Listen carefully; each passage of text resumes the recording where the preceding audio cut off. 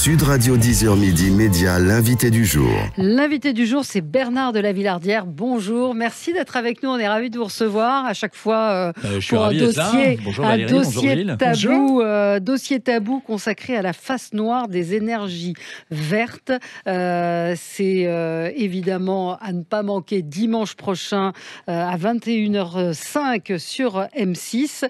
La face noire des énergies vertes, bah oui, évidemment, les énergies vertes, c'est positif, et puis il y a une face cachée et on se rend compte que, un, elles sont pas aussi vertueuses qu'on l'imagine, et puis deux, que c'est quand même une histoire de pognon, comme dirait notre président de la République. Oui, c'est vrai qu'il y a plusieurs séquences dans le film, et c'est une longue enquête menée par Alain Pirot et par Olivier Pinte avec moi. Et c'est vrai qu'on est allé surprise en surprise. En fait, moi, ce que j'adore dans ces sujets, c'est comme le dossier tabou sur le harcèlement sexuel ou sur l'islam il y a quelques années, c'est-à-dire qu'on va de découverte en découverte. Et donc, on s'est intéressé d'abord au business des énergies vertes, et on a découvert en fait qu'il y avait une face noire et qu'on ne nous disait pas tout. Encore une fois, moi je suis pour les énergies renouvelables, mais j'aime pas l'abus de langage. C'est assez joli finalement. Oui, j'aime pas l'abus de langage qui consiste à dire que ce sont des énergies vertes ou propres, parce qu'en fait c'est ce qu'on raconte dans ce film, notamment en allant en Chine et au Ghana. C'est que en fait l'Occident se débarrasse des déchets, de la pollution liée aux énergies vertes sur le Sud, sur les pays du Sud. C'est pour ça qu'on a été au Ghana. Vous êtes allé au Ghana, vous avez été en caméra cachée aussi entendre des élus qui, on le voit... Oui, en Bourgogne, des maires qui reçoivent des opérateurs et des promoteurs de parcs éoliens. C'est le jackpot, qui leur font des promesses. Oui, alors... Évidemment, ces petites communes, parfois de moins de 1000 habitants, quand on leur dit on va installer une éolienne sur votre commune, c'est entre 6 et 12 000 euros de revenus par an. Si on en installe 20, 30, c'est tout de suite un budget qui permet de financer l'école publique village, ça peut être 90 000 euros, on le voit dans vos calculs, dans le doc. Et donc, en fait, on leur explique même, et c'est d'où l'intérêt de la caméra cachée, on leur explique même qu'ils n'ont pas le choix, parce que de toute façon, le préfet est d'accord. Et que s'ils ne sont pas d'accord, ils seront privés de cette manne. Oui, il y a une élue, Brigitte Pistre, qui se bat, justement, elle est maire d'une petite commune, contre ces éoliennes, parce qu'on leur promet monts et merveilles à ces élus. Sauf que non seulement ça coûte cher, ça fait du bruit et ça pollue. Donc, quand je dis ça coûte cher, c'est qu'on n'est pas du tout sûr que ce soit aussi efficace que ça. Oui, parce qu'une éolienne, ça fonctionne en pleine capacité 25% du temps, en fait. Donc, il faut parallèlement à ces parcs d'éoliennes, il faut construire des centrales à gaz pas très loin pour pallier le moment où il n'y a pas de vent. Parce que l'électricité, en fait, ça ne se stocke pas. On n'a pas encore trouvé le moyen de stocker l'électricité plus de quelques heures à travers des piles ou en utilisant de l'hydrogène, etc. Donc, voilà. Et après, on va voir également que le recyclage de ces éoliennes sont compliqués. Vous nous montrez un champ avec des éoliennes abandonnées. Des pales. Ce sont des pales en fibre de verre. Et en fibre de carbone qui sont difficilement recyclables, et on va même aux États-Unis, on montre des images où on enterre aujourd'hui les pales des éoliennes, parce que une éolienne c'est entre 15 et 20 ans de durée de vie, mais les pales il faut les changer plus régulièrement, tous les 7-8 ans en fait. Et pour donner une idée, Valérie, on a quand même la bande-annonce de l'émission de dimanche. Voilà le massacre. La lutte contre le réchauffement climatique est devenue un business comme les autres. On est au bord de la route, on est en lisière de forêt. Il y avait de la forêt ici avant, non ? Il y a 20 000 hectares qui ont été défrichés dans le massif landais. Ça fait l'équivalent de 4 fois la ville de Bordeaux. Révélation choc, vérité qui dérange, Bernard de la Villardière est allé enquêter sur la face noire des énergies vertes. La vérité, c'est que la majorité des Français n'a aucune idée de ce que sont réellement les éoliennes, de l'impact qu'elles vont avoir sur l'environnement. Pour la vie marine, ça va être catastrophique. Le prochain danger, évidemment, ce sera que tous les panneaux solaires finissent ici. Aujourd'hui, ça va faire marcher un marché financier, certainement pas une écologie verte. Dimanche, à 21h05, dossier tabou, une enquête coup de poing sur M6. Ça reste tabou ou pas? Parce qu'on sent que l'opinion publique a changé. Voilà, le tabou est en train de se briser. C'est vrai qu'il y a quelques mois, quand on a imaginé cette émission, il n'y avait pas encore ce revirement de l'opinion. En ce moment, il y a un vrai virage. Il y a un virage, oui. Et il y a un vrai virage, et en même temps, c'est un peu symbolique de la manière dont on mène les affaires souvent dans ce pays. On les mène de manière doctrinaire. C'est pensé dans les cabinets, dans les ministères. Et en fait, on se moque un peu des gens qui vivent dans les territoires. Et c'est vrai que les écolos des villes adorent les éoliennes, alors que les écolos des champs, il y a plein d'associations de défense de l'environnement dans les territoires, comme Sea dans les Shepherd, campagnes. avec qui vous êtes allé dans les Côtes d'Armor pour parler de ce projet d'implantation d'éoliennes géantes qui vont impacter la flore et la faune marine. Oui, absolument. Il y a ce projet d'implanter 62 éoliennes de la hauteur de la tour Montparnasse. Pas à 30 ou 40 km comme on le fait en général pour les éoliennes offshore, mais à peine 10-12 km du rivage. Et c'est vrai que même la procédure pour donner le marché à une entreprise espagnole, elle est frappée d'illégalité en quelque sorte, car le parquet national financier vient d'ouvrir une enquête pour complicité pour recel de complicité ou complicité de recel, très exactement, contre cette société. Et la Cour des comptes et le Conseil d'État a lui-même dit que l'appel d'offres avait été pas tout à fait net. C'est-à-dire que le mieux-disant, c'était EDF, et on a donné appel d'offres au deuxième. Enfin, également, vous attaquez à Engie dans le doc, nos éditeurs le verront, puisque pour installer des plaques de photovoltaïque, on abat des forêts, et ils sont obligés de replanter, de compenser ça, et ils le font pas toujours. Ils le font pas toujours. Pourquoi Engie ne répond pas? Parce que ça coûte cher de replanter.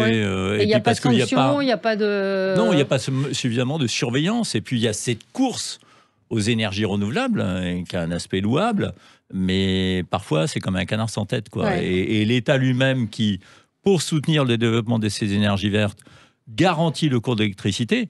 Et c'est nous qui payons, en fin de compte, d'ailleurs, dans votre facture d'électricité, en bas de page, il y a une taxe spécifique pour le développement des énergies éoliennes, ce qui fait que le prix de l'électricité, et cette taxe qui a été mise en place il y a une vingtaine d'années, elle a déjà augmenté de 650%. Donc c'est invraisemblable. Qu'est-ce qui vous a le plus étonné dans cette enquête ? Parce que tout ça, on en avait un petit peu entendu parler, les images sont assez effrayante, ce qu'on voit au Ghana, mais vous avez appris des choses... Oui, notamment sur la Chine, sur la silice. Il faut un minerai qui s'appelle la silice pour fabriquer des panneaux solaires, et la Chine est à 80% le fournisseur mondial de la silice pour la construction des panneaux solaires. Ouais, c'est ça, et donc incroyable. On a découvert là-bas, dans la région du Xinjiang plutôt, à la frontière avec la Birmanie, on emploie des populations telles que les Ouïghours, cette minorité musulmane persécutée par le régime chinois depuis des années déjà. On les emploie et on les réduit en esclavage pratiquement. Dans des conditions, ils travaillent dans des conditions, c'est du travail forcé. Ils travaillent dans des conditions épouvantables. Donc évidemment, ils risquent leur vie. Ils travaillent dans des conditions évidemment très dangereuses. Et par ailleurs, dans les usines, quand on transforme la silice en silicium pour fabriquer des panneaux solaires, il faut énormément de panneaux chimiques, de produits chimiques pour fabriquer ces panneaux. Ils sont jetés souvent dans la rivière. Et après, ça dégage des gaz toxiques dans l'atmosphère qui polluent des villes entières. Comment ça se passe un tournage comme celui-là? Parce que vous êtes fait passer pour des touristes, en Chine en particulier. Oui, en Chine, c'est une équipe sur place qui est courageusement partie là-bas en se faisant passer ils se sont fait passer pour des touristes. Et en fait, ils ont quand même été repérés au retour. Et donc, la jeune femme qui a conduit cette enquête pour nous là-bas a dû quitter la Chine. Et c'est vrai que la Chine, c'est de plus en plus compliqué d'y travailler. Et vous n'avez pas eu l'envie de montrer ce documentaire aux candidats écologistes qui se présentent à la présidentielle? J'espère qu'ils vont être devant leur télévision. Ça m'a manqué que vous n'ayez pas été voir les responsables écolos. Non, en revanche, j'ai essayé d'interviewer Barbara Pompili, la ministre, mais elle a refusé. Pendant de longs mois, on a plusieurs fois insisté auprès de son cabinet pour qu'elle nous reçoive.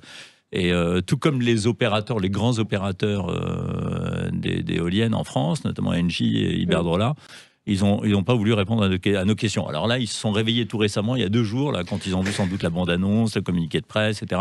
Ils se sont réveillés, mais c'est trop tard parce que l'émission est en boîte. L'émission est en boîte. Et là, donc maintenant, ils veulent réagir. Ouais. Voilà. Et c'est un peu tard. Cela dit, on a donné la parole à cette fédération des éoliennes en France. Mercredi, vous avez C8 a diffusé un documentaire que vous avez réalisé, une interview, une enquête sur Éric Zemmour que vous avez vendue au groupe Bolloré. Oui, en fait, c'était un projet de série sur les infréquentables. Ouais. Michel Onfray, Éric Zemmour, Daniel Obono, de droite, d'extrême droite ou d'extrême gauche. Ouais. Et moi, en tant que journaliste, j'aime bien comprendre. Voilà, j'ai mes convictions. En même temps, même des gens dont j'apprécie pas forcément la doctrine, ça m'intéresse de comprendre quel est le cheminement, qu'est-ce qui les a construits intellectuellement. Et donc, Canal était intéressé par cette série et ils m'ont commandé... Cyril Hanouna vous bloque pas pour vos produits soient achetés dans le groupe, je suis étonné. Ça a été le cas, mais bon. Ah bon oui. Il voulait pas que vos programmes soient achetés. Je fais ce que je peux, j'essaye. Mais là, vous avez pu. Là, vous avez pu. Et donc, on m'a commandé un premier numéro sur Éric Zemmour, et ça a été une expérience intéressante, menée avec Antoine Lassaigne, et je l'ai longuement rencontré début août, à l'époque où on parlait de lui, évidemment, comme un candidat potentiel putatif. Et ce qui m'a intéressé, c'est d'avoir une longue conversation avec lui pour savoir comment il s'était construit et qu'est-ce qu'il y a. Et en fait, on découvre qu'il y a chez cet homme une espèce de faille narcissique, c'est-à-dire que ses parents se sont intégrés, se sont assimilés dans les années 50-60, ses parents, ses grands-parents, etc. Il reproche aux vagues migratoires qui ont suivi de ne pas avoir fait le même effort. Et donc, il y a une espèce de faille en lui et qui fait qu'il est dans cette... parfois dans cette volonté dans cette colère, en fait. dans cette colère qu'il a parfois du mal à dominer, encore une fois. Il a une stature de président pour vous ou pas? Bah, écoutez, on va le voir dans les mois qui viennent, mais à mon avis, il a encore beaucoup de progrès à faire. Il a beaucoup de progrès à faire. C'est très difficile. Ce que disent les intervenants dans ce reportage, il y a beaucoup de gens qui ont travaillé avec lui au quotidien de Paris, au Figaro, c'est que c'est un solitaire. C'est un solitaire, c'est un bûcheur, c'est un type, c'est un solitaire sympathique, mais il aime, voilà. Et puis c'est aussi, c'est aussi un provocateur. C'est un homme qui aime bien le monde des idées. Et ce que dit formidablement bien Franz-Olivier Gisbert, il dit mais voilà, quand on fait une campagne électorale, il faut être patient, il faut aller vers les gens, il faut les écouter pendant des heures, ce que faisait très bien Jacques Chirac, d'après Franz-Olivier Gisbert. Et même si vous dites des conneries, il faut les regarder, et les aimer, les toucher, les embrasser, etc. Donc là, il a un peu de progrès à faire. Et vous avez été surpris par sa réaction au journal de 20h quand il dit, parce que c'est pas courant qu'un candidat, en tout cas un politique, puisqu'il est politique maintenant, dise à un journaliste, vous m'avez pas posé les questions qu'il fallait. Bon, il a le droit de dire ce qu'il veut, il a le droit de se mettre en colère. Après, de là à traiter un journaliste de connard, oui, ça c'était en coulisses, c'était pas à l'antenne. Mais à l'antenne, il a dit voilà, on devait parler de mon programme, vous l'avez pas fait. Je comprends qu'il ait réagi, parce qu'en effet, moi je n'ai pas l'habitude de critiquer mes confrères. Gilles, il a fait sans doute ce que la chaîne lui a demandé de faire d'ailleurs.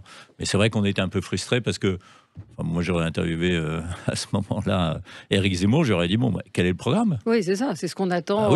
Question ouverte, quel est le programme? Est-ce que vous savez parler d'autre chose que d'immigration et de contrôle de l'immigration et de lutte contre l'insécurité? Voilà, c'était intéressant de l'entendre. Et Daniel Obono, elle a accepté? Non, elle n'a pas accepté. Non, sur les infréquentables. On ne l'a pas encore démarché. Non, mais c'est je suis encore en intéressant. négociation avec la chaîne pour ça, mais ce sera intéressant. Ça a cartonné, il faut dire que ça a cartonné.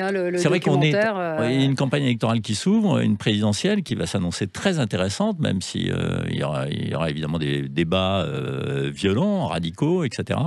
Mais nous, en tant que journalistes, c'est vrai, il faut qu'on reste placide, il faut qu'on reste serein, au maximum dans la rationalité. Et c'est vrai qu'en France, il y a toujours parfois cette posture où on a besoin de détester pour mieux afficher ses convictions. Donc c'est pas comme ça notre boulot, qu'il faut faire. C'est pas notre boulot. Moi, j'ai l'impression qu'on est en train de faire les mêmes conneries avec Éric Zemmour qu'on l'a fait avec Jean-Marie Le Pen il y a 30 ou 40 ans. On a fini par le rendre sympathique à force de lui taper dessus. Alors qu'il faut être à la fois rationnel, quoi. Il faut débattre sur les idées. Et sur les idées. Quels sont les prochains dossiers tabous? Les prochains dossiers tabous, je peux pas vous dire. Peut-être enquête exclusive? Enquête exclusive, il y en a un sur le complotisme la semaine prochaine, produit par Ligne de Front, tout à fait passionnant. Voilà, il y a le Yémen dimanche soir, super formidable, document. Ça, Pays oublié, dont personne ne parle. Et puis, encore une fois, dossier tabou, ça va pas être facile parce qu'on a les tuches en face sur TF1. Mais bon, on va se battre. Et puis voilà, Et ça a puis, il y été a une le super replay, aventure ouais. avec les réalisateurs. Je voudrais oui, il faut les parler citer, d'eux. effectivement. Olivier Pinte et Alain Pirot, qui m'ont accompagné dans cette aventure et dans cette longue enquête, parce que Dossier Tabou, c'est des mois de travail. C'est des mois de travail, c'est ce qu'il faut dire. Hein, quand on voit un document pour les téléspectateurs, les et ce qui auditeurs. est intéressant, c'est qu'on est très proche des gens. Quoi. On va chez les gens. Vous êtes au concret, au contact. C'est la marque de fabrique d'M6, c'est-à-dire que voilà, on est dans le décryptage. Il n'y a jamais eu de procès après des dossiers tabous. Si, bien sûr, bien sûr. Oui, vous avez gagné? Il y en a eu. Et j'ai gagné, y compris contre Gilles Verdez. Gilles Verdez, le chroniqueur d'Hanouna, il y a des mois, oui, parce qu'il m'accusait abusivement sans arrêt d'islamophobie, mais là maintenant il est obligé de se taire.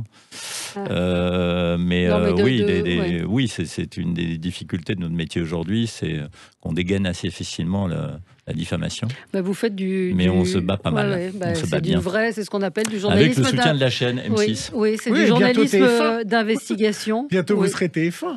Je ne sais pas du tout. Alors là, je ne suis pas dans ce secret des lieux, je ne sais pas du tout ce qui peut se passer. Il faut le dire, c'est du journalisme d'investigation, c'est des enquêtes, sont des enquêtes au long cours qui sont proposées chaque dimanche. Très vivantes. Non, mais vraiment, je vous conseille de regarder cette émission. Et encore une fois, elle n'est pas dogmatique. Moi, je sais que quand on parle des éoliennes, c'est un sujet on voit tout de suite les auditeurs réagissent. C'est un sujet aujourd'hui majeur de préoccupation des Français et comme on le disait tout à l'heure, beaucoup commencent à se poser des questions et à voir que derrière l'image écolo, c'est exactement ce que vous montrez. Il y a beaucoup d'argent, il y a gros business et puis pas si écolo que ça. C'est à découvrir. Donc Dossier Tabou, Dossier Tabou, je fais dans tous les sens. Dossier Tabou, 21h05 sur M6 dimanche soir, la face noire des énergies vertes et puis les tuches on l'a déjà vu.